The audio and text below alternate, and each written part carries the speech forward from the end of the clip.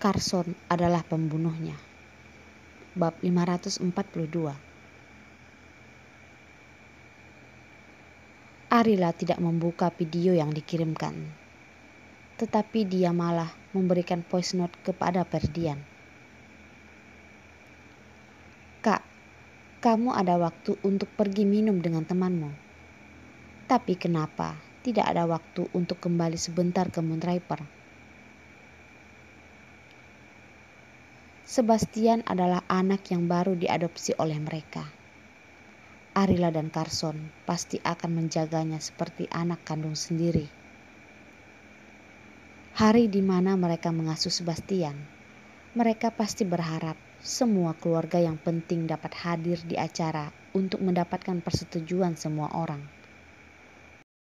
Membuat semua orang tahu bahwa sekarang anak itu bernama Sebastian Tanjaya.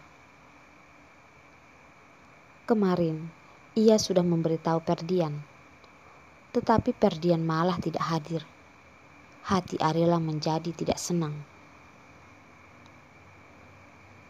Setelah Arila mengirimkan voice note, Ferdian sama sekali tidak membalasnya.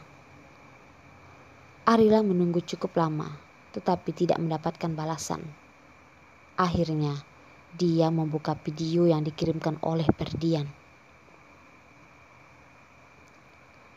Setelah video mulai berputar, ia dapat melihat jelas di video bahwa itu adalah lingkungan rumah Ferdian. Arila seperti merasakan sesuatu. Dia lalu menegakkan badannya. Video masih terus berputar. Ketika mendengar suara bel, hati Arila tidak tenang. Dia bahkan seakan menahan napas ketika sedang menonton video itu. Ketika ia melihat ayahnya keluar dari dalam kamar, sekujur tubuh Arila terasa lemas. HP yang dipegang pun hampir saja terjatuh. Dia melihat ayahnya yang masih hidup, ayahnya yang bisa bergerak dan berjalan. Walaupun wajah ayahnya penuh dengan luka, tetapi dia tidak takut. Ia malah dapat menerima dan melihat wajah asli ayahnya. Karena di matanya, ayahnya lah yang dengan sosok ganteng, muda dan gagah, rupa ayah 20 tahunan yang lalu. Arila melihat ayahnya berjalan hingga samping pintu dan melihat sekilas keluar. Mungkin orang yang di depan tidak ia kenal, makanya ayahnya tidak membuka pintu dan kembali berjalan ke kamar. Lewat tidak seberapa lama, orang yang sedari tadi mengetuk pintu akhirnya menggunakan kunci untuk masuk ke dalam ruangan, lalu dengan cepat menculik ayahnya dan pergi. Arila fokus kepada satu orang ketika pintu terbuka lebar. Salah satu orang yang menculik ayahnya, Arila mengenalinya. Orang ini adalah anak buah dari Henry, orang yang bekerja untuk Carson. Beberapa hari yang lalu, mereka pulang dari Kyoto setelah pemakaman ayahnya. Di bandara, Ferdian bahkan menunjuk orang itu dan bertanya pada Arila, apakah dia mengenalinya. Bertanya padanya, apakah orang itu bekerja untuk Carson. Di saat itu dia dengan yakin jika orang itu adalah orang bekerja untuk Carson. Tetapi saat ini, dia sangat berharap bahwa pria itu adalah seorang pengkhianat seperti Daipa si pengkhianat itu. Semua yang dilakukannya atas perintah orang lain. Sama sekali tidak ada hubungan dengan Carson. Tetapi Arila juga sangat jelas. Setelah masalah Daipa ini, Carson meminta Henry untuk menyeleksi lagi dengan benar orang bawahannya. Jika ada yang mencurigakan, tidak akan dipertahankan lagi. Apa yang terjadi saat ini? Kenapa anak buah Carson yang menculik ayah? Arila sendiri bahkan tidak tahu bagaimana dia bisa menyelesaikan putaran video ini. Setelah selesai melihat video ini, Arila terdiam kaku dan lupa akan respon yang tadi terjadi. Mungkin lebih tepatnya, dia seperti tidak tahu siapa dia sekarang. Tidak tahu harus berbuat apa. Bahkan tidak tahu apakah dia sedang bermimpi atau tidak. Arila berpikir, mungkin dia sedang bermimpi. Pasti mimpi. Kalau bukan mimpi, bagaimana mungkin dia bisa melihat video yang sangat menyeramkan itu? Iya, ini pasti mimpi. Arila berbicara sendiri, lalu mencubit kakinya sendiri. Sakit. Berarti dia tidak sedang bermimpi. Video yang ia tonton adalah sebuah kenyataan. Benar-benar kenyataan. Arila memejamkan mata, menarik napas dalam-dalam untuk menstabilkan emosinya. Dia menonton video ulang untuk memastikan apakah ia tadi berhalusinasi, memastikan apakah orang yang ada di video tersebut adalah orang yang ia kenal. Melihat video kali ini, Arila sangat tenang, lebih tenang daripada yang ia bayangkan. Dia bahkan tidak lagi membawa emosi ketika menonton video ini hingga selesai.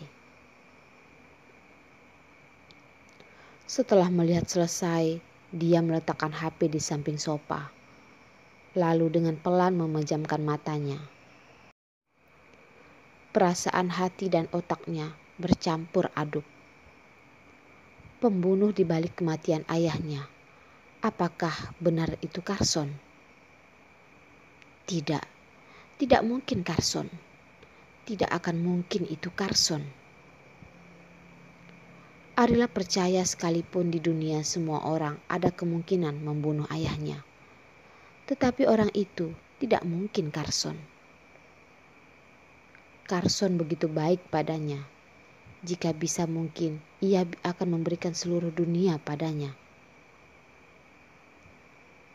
Dia menghilang selama 3 tahun. Carson juga menunggunya selama 3 tahun. Dia bahkan bisa merasakan bahwa Carson sangat melindunginya karena takut Arila akan disakiti. Carson mana mungkin akan melakukan hal yang akan menyakiti ayahnya. Tetapi kalau bukan Carson, siapa lagi? Salah satu orang yang menculik ayahnya, dia melihatnya dengan sangat jelas. Orang itu adalah anak buah Carson. Dia melakukan sesuatu, pasti karena mendengar perintah dari Carson. Di saat ini, Arila sangat berharap orang itu adalah seorang pengkhianat yang mendengar perintah dari orang lain. Tetapi orang itu akan mendapatkan perintah dari siapa? Arila tahu, persentase asumsi seperti ini sangatlah kecil, bahkan tidak akan pernah terjadi. Dia dengan tangan gemetar menelpon Ferdian, berharap Ferdian dapat menjelaskan kepadanya sesuatu. Ferdian tidak mengangkat telepon. Telepon pertama tidak diangkat. Arila kembali menelpon untuk kedua kalinya. Sampai akhirnya di telepon yang kelima ada orang yang mengangkat telepon. Kak.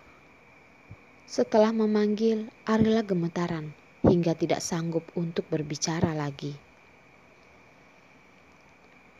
Aku sedang minum bir, jangan ganggu aku. Ferdian hanya berbicara satu kalimat, lalu mematikan telepon. Mendengar suara tutut di handphone, jantung Arila berdebar semakin kencang, seakan jantung akan copot keluar. Sudah malam begini, masih belum tidur. Kamu lagi mikirin apa? Suara rendah Carson langsung membuatnya tersadar. Lalu dia dengan cepat menyembunyikan HP di belakang dan berkata dengan gugup, Tidak, tidak apa-apa. Tidak apa-apa. Arila salah tingkah. Carson mana mungkin tidak menyadarinya. Dia lalu mengulurkan tangan dan memegang dahi Arila. Tidak demam. Lalu karena apa? Aku nggak apa-apa kok. Arila ingin berpura-pura tidak terjadi sesuatu. Tetapi tubuhnya gemetaran, terlihat sangat jelas. Arila, Carson memberatkan suaranya, agak sedikit marah. Kalau kamu ada masalah, ngomong saja sama aku. Nggak perlu ditutup-tutupin. Aku ini suami kamu. Sekalipun dunia kiamat, aku juga akan melindungimu. Carson, Arila memeluk erat Carson. Aku takut, aku sangat takut. Carson kembali memeluk erat tubuh Arila yang gemetar hebat. Kamu takut apa? Kasih tahu aku. Aku di sampingmu. Tidak perlu takut. Aku takut suatu saat kita akan berpisah. Aku takut ada orang yang ingin menyakitimu. Banyak sekali yang aku takutkan. Tetapi ia tetap tidak memberitahu Carson bahwa ia melihat sebuah video